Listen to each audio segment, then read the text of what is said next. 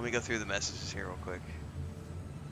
Yeah, I know Beavis said build a container one at your new. I will eventually. I don't know where I want to place it yet is the problem, and I don't want to rush placement on this place.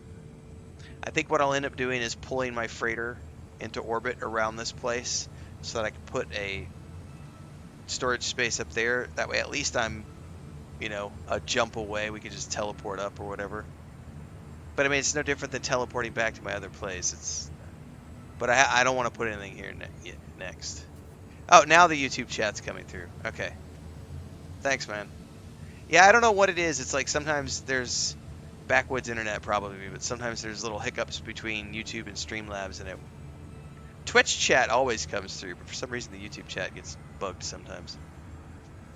Dun, dun, dun, dun. One Numenal says, haven't watched Stargate yet. I'm a big fan of Star Trek. The Stargate film from the 90s was really fun with Kurt Russell and James Spader. I love that movie. I mean, I think it's a fun, like, 90s sci-fi flick. The show, I think the first, like, 5 to 7 seasons, really 7 seasons, because once Richard Dean Anderson decided to retire from acting and move away, it was still a fun show, but it wasn't as good as it used to be, because that's when they brought the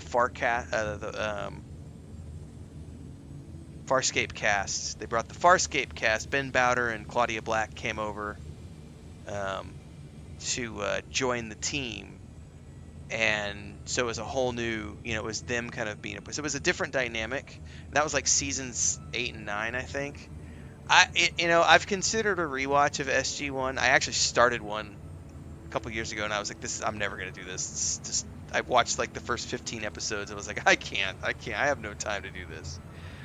But I think SG1 was a fun show. That's the key. It was a fun show. It established a lot of really cool lore. It's got a ton of familiar faces if you know Canadian, like, day actors. Yeah, indeed. Teal'c becomes the god of war in the last couple of games, Um, it just it was a fun show, and that's the thing I think. Sometimes sci-fi shows that are those campy weekly serials, they need to have fun.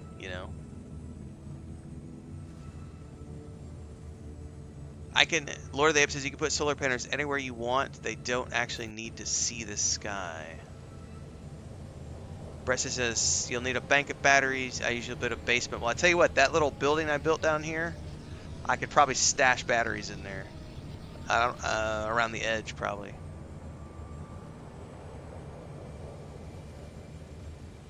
Center something perfectly that doesn't snap, press Y to enter quick wiring mode, and use the reticle to line it up. Oh, so that's what that meant by toggle wiring. I was afraid to hit that button because I didn't want it to, like, remove my wiring or something. That's good to know.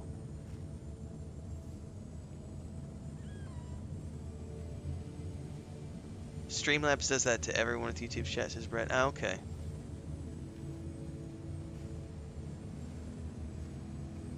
Yeah, Farscape was a lot of fun too. There was some weirdness in Farscape, like in terms of just generally crazy storylines. But that was another frelling good time, man. All right, we got to go down into our vessel. I wonder if I can get to it from here, if I'm gonna have to go all the way down in the water. It's right there. I can see it. It's out of range.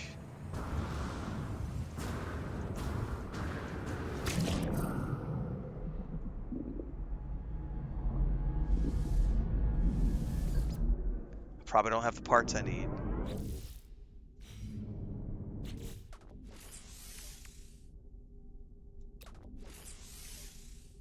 Fuck. Okay. I need a solar mirror.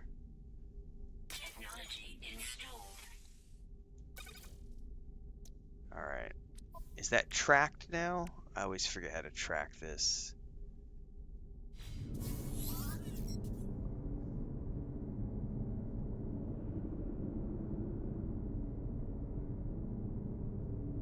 Okay. And of course, all my silver is back in the storage container. Grumpy, grumpy, grumpy. Hey, can you leave the water with this thing, or is it only a submersible? It's almost out of energy. Technology recharge.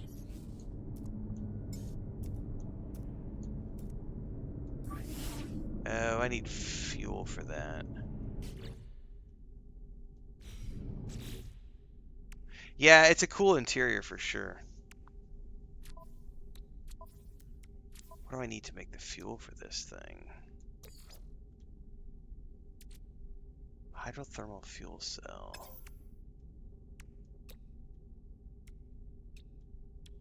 And that requires salt and cytophosphate, so the things that you gather from the bottom of the ocean.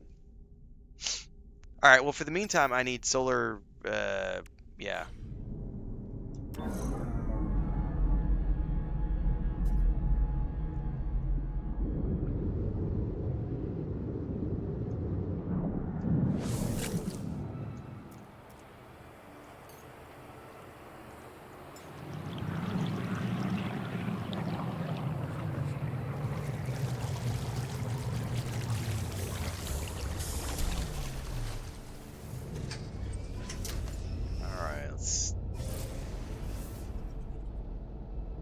While I'm here, let's go up to the space station really quick to take the portal from the space station.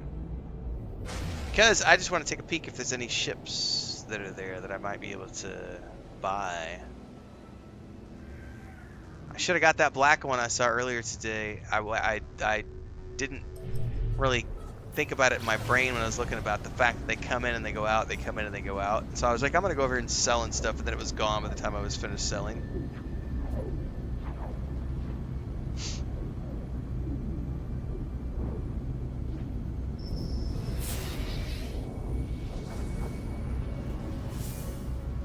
Yeah, Worlds Part 2. I don't know. I haven't looked at anything. I know some people have put some like teaser rumor videos. I try to stay away from those if I can. Did I just run out of pulse? I did.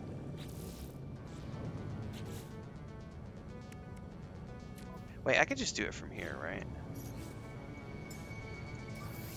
Technology recharge.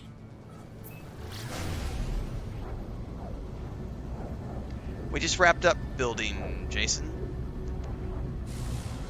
Did it. The first hour of the stream was me struggle busing with some stairs. No, it was like 20 minutes, maybe 15, 20 minutes of me struggle busing with trying to get some placement of stairs the way I wanted. But otherwise, we made some pretty good progress on the base today.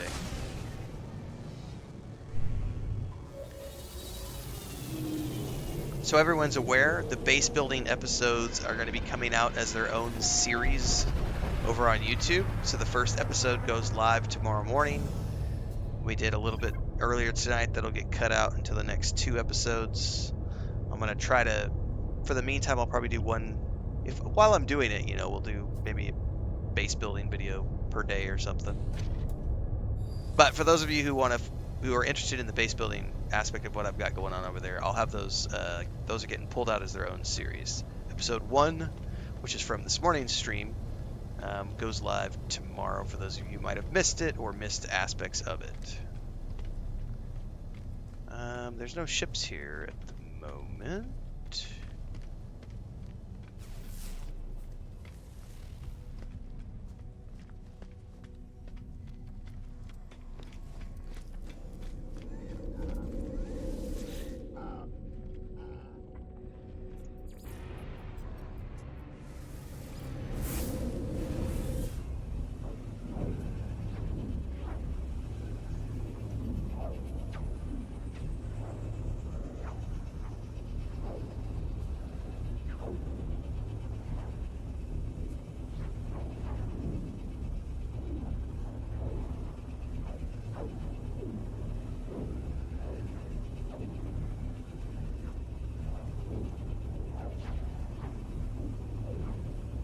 I wish they'd hurry up and announce a launch date for Tales of the Shire. I'm really looking forward to playing that. I know it's not going to be,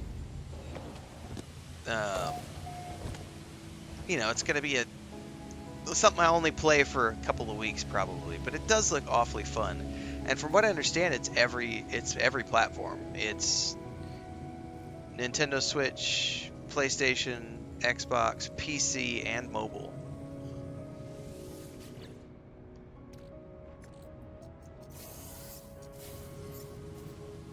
Craft a solar mirror.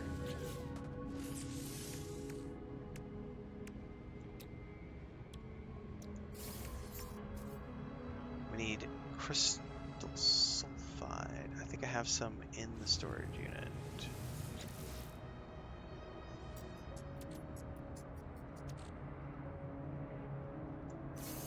I'll also grab the salt, because I'm pretty sure I needed that for the batteries.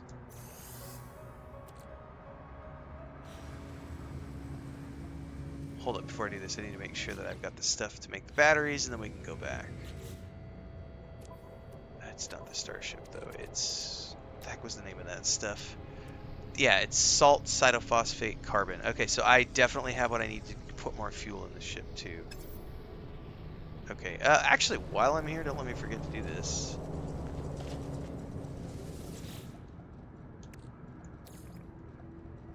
Just put this right on over here. Technology recharge. And I gotta do this one here too.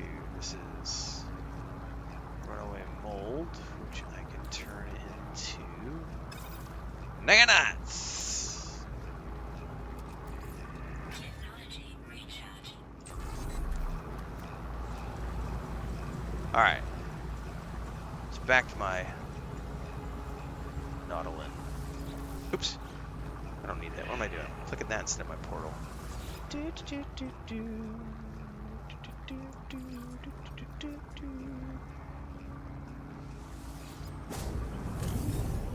Do I ever have to deal with jaguars or snakes where I live? No. Jaguars are more... Depends on where you go. More towards... Like, especially if you go, like, out towards Palenque, there's definitely jaguars around Palenque. And down by Misalha. There's a town, I can't remember the name of it. It's where you cross over to Guatemala to go see the Tikal, where they filmed Yavin 4 for Star Wars. It's a big Mayan ruin in Guatemala. They have a lot of, just all that whole area along the river on either side, on the Mexican side of the river and on the Guatemalan side of the river. That's all what they call selva, which is jungle, essentially. There's tons of jaguars in there. The Mayan population, actually, the way they do it, they have their own, it's essentially reserves like what they do in North America as well.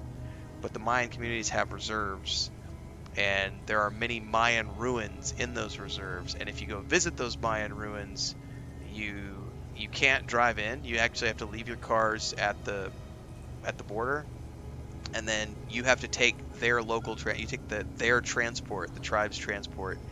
You take that in, or you just walk. Depends on how big the reserves are, but it's all managed by them. So it's the government has no affiliation with that at all. So in those areas in particular, it's all protected wildlife. Like, they don't mess with the wild nature at all. They might, keep the jungle from burying the ruins, because that for them is it's money. It's an income source by keeping the ruins open so that tourism can come in. But everything outside of that, like all the jungles surrounded, are basically just giant wildlife reserves. There are lots of jaguars and snakes and spiders and all kinds of fun stuff. But no, we live in a somewhat populated area. I mean, we definitely have, like, if you walk like 15, 20 minutes in any direction from our house, you will hit either the river or the forest. And on our side of the river, it's a breed of howler monkey or spider monkey. I forget which one it is. I think it's a breed of howler monkey. I would have to go look it up because I really don't remember. But there are groups of monkeys. And they even come into town during, I forget when it's fall or spring.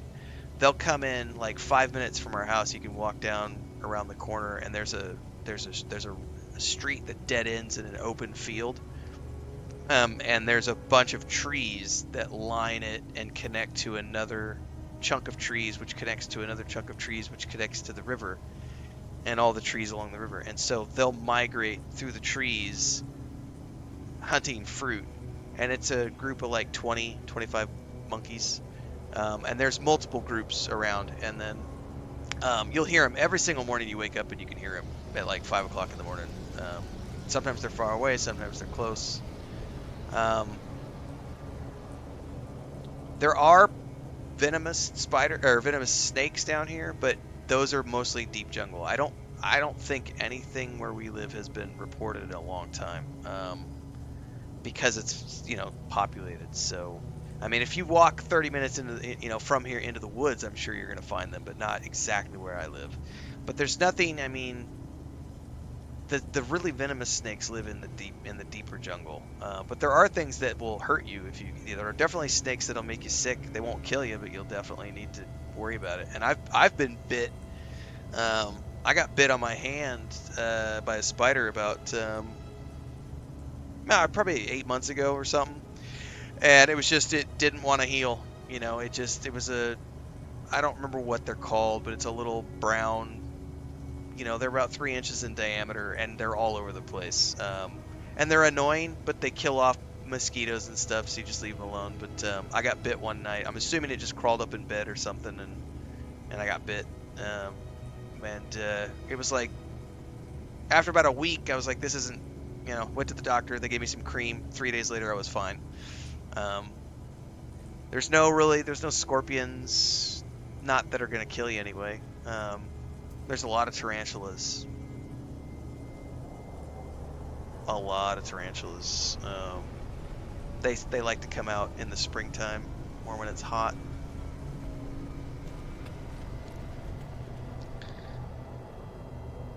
Dun, dun, dun, dun. 7 days to down the PS5. Not sure to think quite yet, says Jason. Interesting. Correct. Colorado, you have to worry about mountain lions, bears, snakes. Yeah, it's the same thing here. Yeah, I remember because when my parents, when they had the ranch up in Steamboat Springs, um, I remember they were up against government property way up there at the top. And I went riding with my brother one day. I was up there for a few. I think this is back 2010. Same time, the same month I was there. With talk about the satellite internet earlier. We went on a horse ride up into the woods, and because there's so many bears, you just don't leave the house without firepower. You have to take guns. I mean, if you go out into the woods without guns, you are asking for trouble, because there are fucking bears and mountain lions and shit that will eat you. So, but that's way up there, in elevation. Normal people aren't going up there.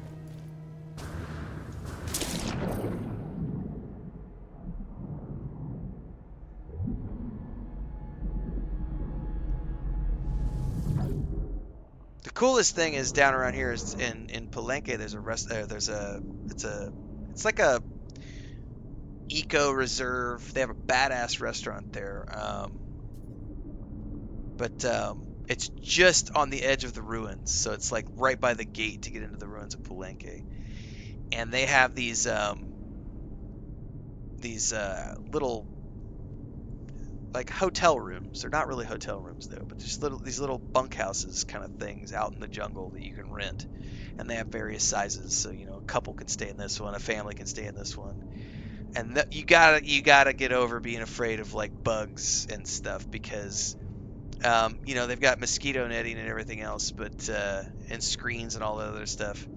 But it's like the moment you open the door to go out, there's gonna be ants and mosquitoes, and there's gonna be tarantulas crawling all over the place. And literally what happens is you'll wake up at 4:30 in the morning because there's these monkeys right outside your window screaming. It's really cool, because you're right up in it. And it also really makes you think about what some of these early explorers who went off into the bush had to deal with.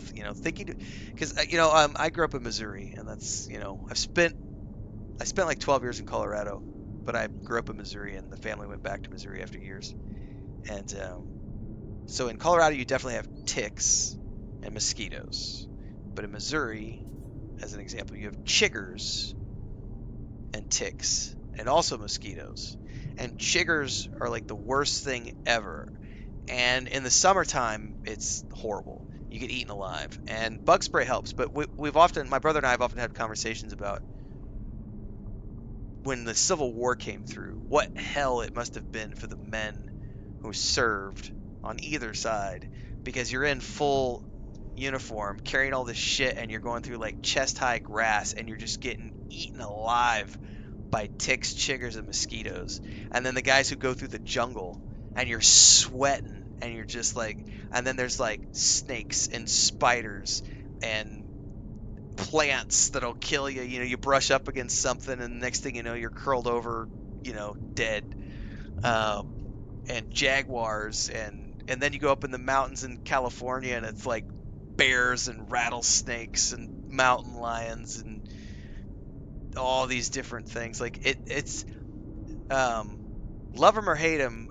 Louis C.K. has a bit he does on how lucky humanity, like how lucky we are as humans to have been able to escape the food chain, because every other thing that lives on this earth other than us is still at the whim of, you're either going to die from being eaten or from a disease. It's very rare that you'll ever make it to long old age. You're either going to get eaten or killed. Like, that's it. Eaten or killed. And humans have managed to get out of that because we evolved, or whatever, however you want to look at it, with guns and intelligence, and, we've managed to escape. But we're still not that far separated from, like, the fact that there are still many creatures on this planet that could absolutely kill us and eat us, and do kill us and eat us in extreme circumstances. Um, the deep jungle is a terrifying place, as is any deep mountains. Yeah, shit wants to eat you. Never forget that. Like, you are worm food for something somewhere. I swear I don't have a tick, guys. I have something like, I probably have a mustache hair that's like poking up into my nose. Probably should just go take care of it. I'm over here like that. Was he a philosopher? The one guy from Slovakia? I can't remember his name now, but he has that tick where he's always like grabbing at his nose. I'm watching myself in the stream going, wait a second. I don't have a tick, I promise. Chiggers were a nightmare. Yeah, chiggers are a nightmare. Mobile Journal says, shout out to fellow Colorado peeps. I haven't been. I went back in. My sister still lives there in the Loveland area. Chris and I were just up there. I mean, not recently. I think we went up in 2000. I think it was the summer of 2019. It might have been the summer of 2018. Summer of 2018, summer of 2019, we were up. And we went for a few days. Went up to Estes Park because we hadn't been in years. Hung out. I like Colorado a lot. Install solar mirror.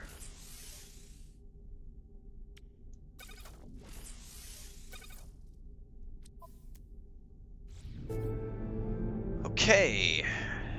Use the high-powered center to locate survivors. Why didn't it keep tracking the quest? I do love the audio cue that you get when you complete a mission. It's pretty cool.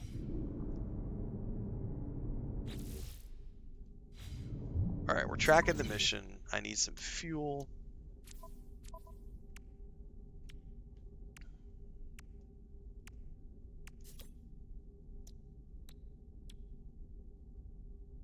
Does one of these fill me to 100%? If it does, I can probably run it. Oh, it does. So I totally run it down to 0. Alright.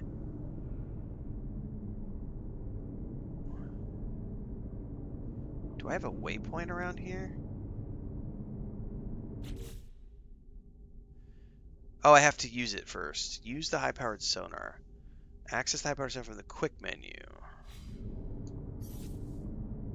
Use the high-powered sonar. Scan for... Oh shit, what do I need to scan for? A freighter. The cruise log mentioned a freighter crashed in the deep ocean. Okay. Looking for a freighter. Sunken wreck detected.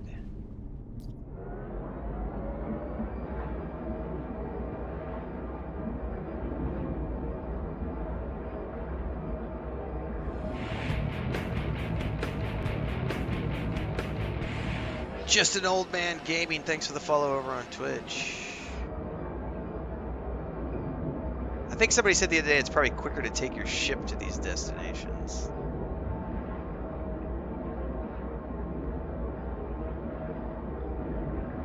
Can you fast travel with this thing? No. How far away is that? Arrive in 2:30. There's got to, yeah, how do you, if I take the ship over there, I have to swim down, I'm assuming. Because there's no way. This will take me like an hour. It's like, what is that? 2 hours? What does it say? 2 hours and 26 minutes? No, I guess that's 2 minutes and 24 seconds. Yeah, screw that. Hang on, we probably need to go park this, don't we? Can I pull it back there later? I can pull it back there later. Hopefully I can just swim down.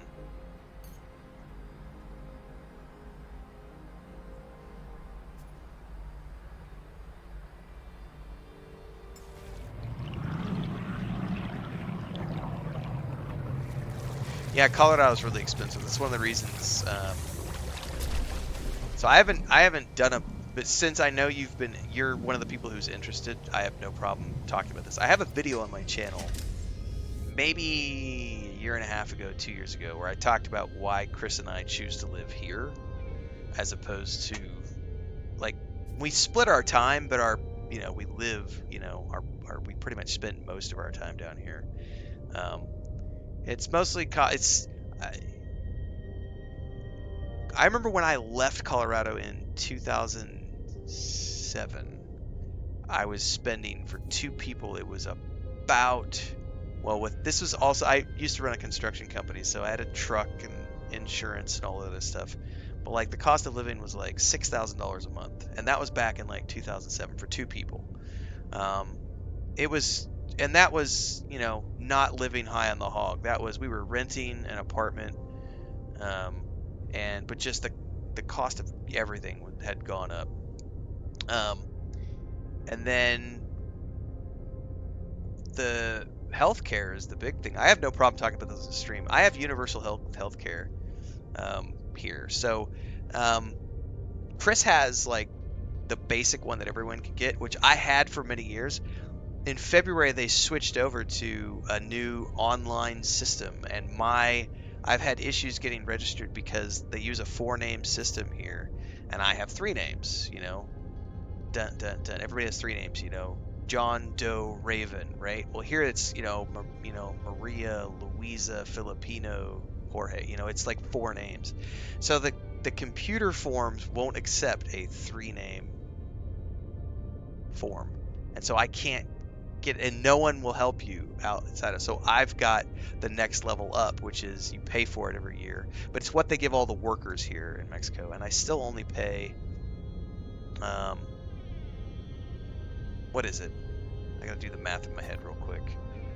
It's like $60 or $70 a month or something, but that's everything included. Like no copays. It's unlimited prescription medication, surgeries, doctor visits, hospital rides, hospital stays, ambulance rides, like that's all in there. So it's very affordable. And then Chris has the free version. And it's like, if that was the big cost, like, cause I've had discussions with my brother about going up and back and living in Missouri, and it's like every time I do the math, I'm like, God, even just Missouri would cost the two of us like $3,000, $4,000 a month, and I'm just not willing to do that. Not because I'm cheap, but because I'm not an idiot. Like, like, are you kidding me? I get to use my money for far cooler shit. Like, not inflation and cost of living. It's just, oh man. When I used to do public speaking a lot, that was like the number one thing Chris and I used to speak on was at the travel conferences was living like a local as a digital nomad. Just pick a destination. Every country on the planet has a major city that has high-speed internet, perfect medical care, great public transportation systems, and they will cost a fraction of what it costs to live in like the U.S. or Canada or the U.K. Um,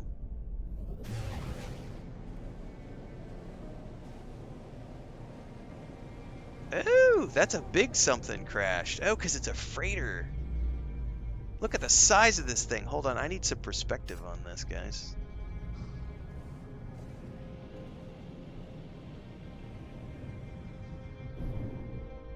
Look at that thing.